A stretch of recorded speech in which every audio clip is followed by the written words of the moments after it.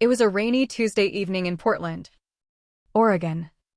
The kind where the drizzle clings to your skin like unspoken regrets.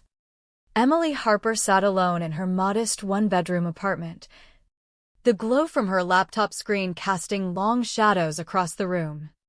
Her fingers hovered over the keyboard, frozen mid-scroll through a decade's worth of bank statements. Each line was a scar: $980 wired for the mortgage, $250 for Dad's prescriptions, $500 for her brother Jake's latest sure-thing online course that never panned out. 10 years. 35 grand. Her parents' house in Stockton, California, the one they called their American dream, had been her invisible chain. But tonight, something inside her cracked. She wasn't just tired, she was awakening to the rot beneath the facade of family loyalty. The phone buzzed again, Mom's name.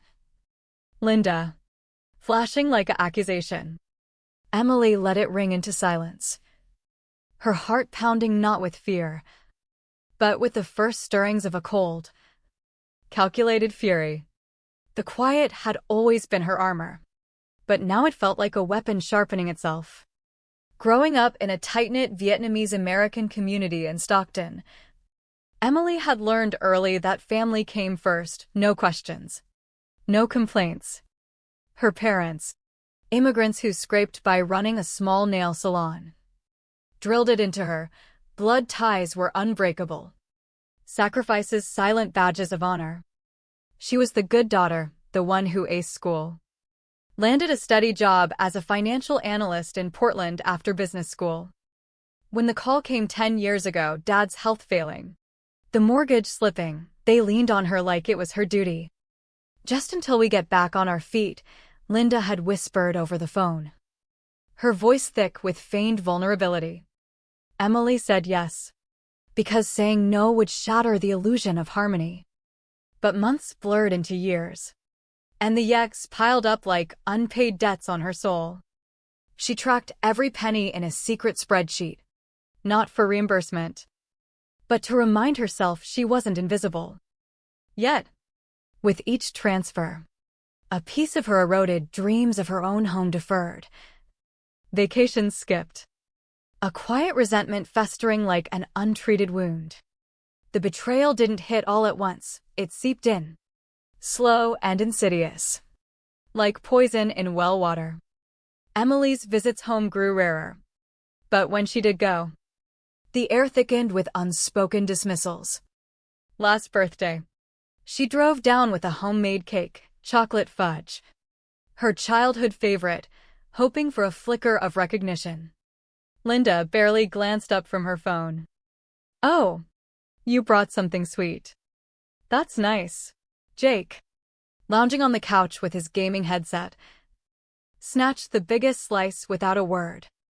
They ate, laughed at inside jokes that excluded her, and she washed the dishes alone, the hot water scalding her hands as tears blurred her vision. Driving back that night, the highway lights streaking like accusations, she whispered to the empty car, "Am I even real to them?" The fatigue wasn't from the money, it was from being the perpetual fixer, the one whose needs were footnotes in their story. In Vietnamese culture, filial piety demanded silence. But silence had become her cage, trapping the screams she dared not release. One crisp autumn morning, scrolling through social media over lukewarm coffee, Emily's world tilted. Jake's post, a gleaming black SUV in the driveway of the family home. Caption reading, "Finally rewarding myself after all the hard work keeping things together." Her mouth went dry.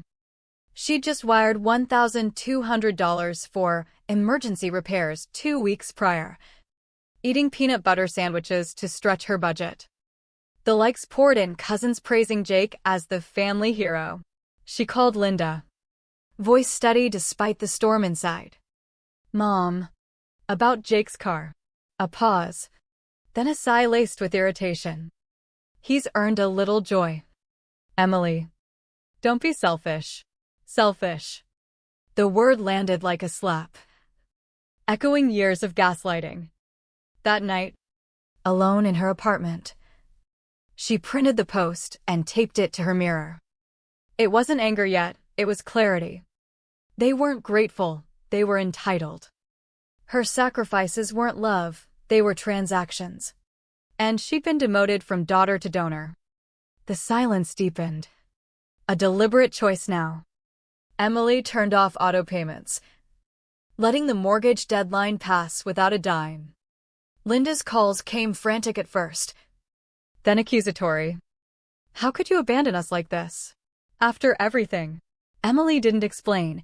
She let the voicemail fill with pleas that rang hollow. Weeks later, an invitation pinged in her email, a casual text about a house payoff party. Curiosity, laced with dread, pulled her back to Stockton. The home gleamed fresher than ever, new siding, blooming garden beds, all funded by her unseen labor. Inside, relatives mingled, toasting with cheap wine. Linda clinked her glass. We did it. Paid off at last. All thanks to Jake, our rock. Always stepping up. Applause erupted. Jake basked in it, shrugging modestly. Emily stood in the corner, wine untouched, her chest tightening like a vice.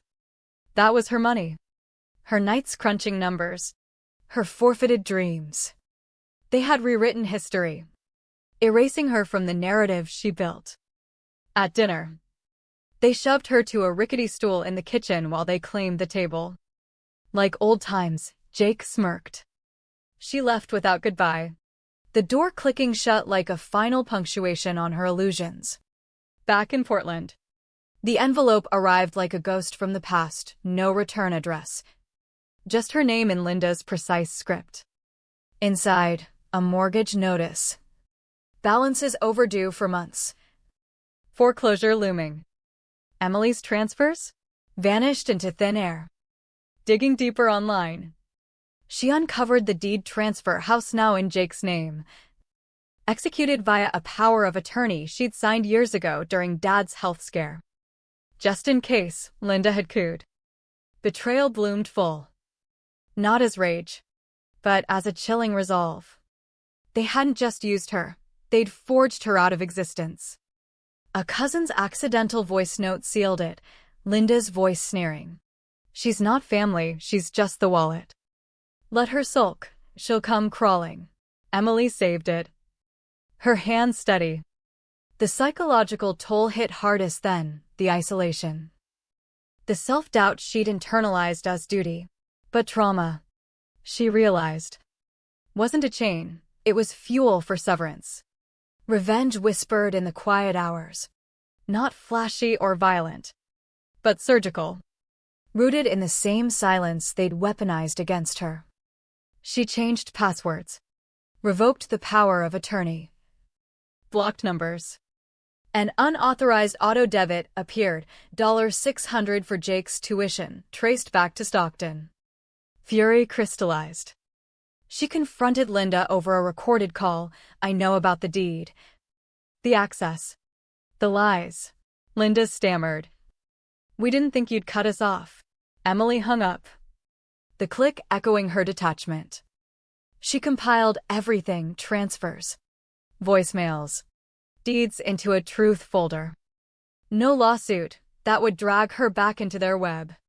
Instead, she mailed anonymous packets, one to the family church, exposing the unity facade, one to nosy neighbors who'd praised Linda's parenting, one to the lender's ethics board, highlighting fraud timelines. A cease and desist followed via her lawyer, no more contact, or face harassment charges. The cost weighed heavy, grief for the family myth she'd clung to, the cultural guilt of abandoning blood. A hospital call came. Dad. Richard. Stroked her as emergency contact. She drove down, sat by his bed in sterile silence. He whispered, I should have stopped them. She nodded, unmoved. You watched. She left, unchanged. Weeks later, scrolling absently, a post, Grandma's funeral. Already held. Family beaming in photos. No invite for her, the one who'd funded the arrangements. She visited the grave alone, leaving a flower and a copied ledger marked record. Not forgiveness. Back home, a legal petition arrived contesting her gifts as non-reimbursable. She ignored it. The silence her shield. Linda mailed back Emily's spreadsheet. Annotated with closure. Emily added it to her files. Mailed her own evidence packet certified. I document, she noted. Indifference settled like fog over the Pacific. A hard-won peace. Emily booked a solo cabin retreat on Cannon Beach. Waves crashing as she journaled the wounds, betrayals sting. Silence's double-edge. The price of choosing self over blood. Returning. A voicemail from a distant uncle. Heard the truth. If you want to talk you. Not them, I'm here. She didn't delete it. For the first time. The story wasn't about loss. It was about the woman emerging from the ruins. Whole and you-know-what. The rain outside her window slowed. But the storm within had passed, leaving only the echo of a door forever closed.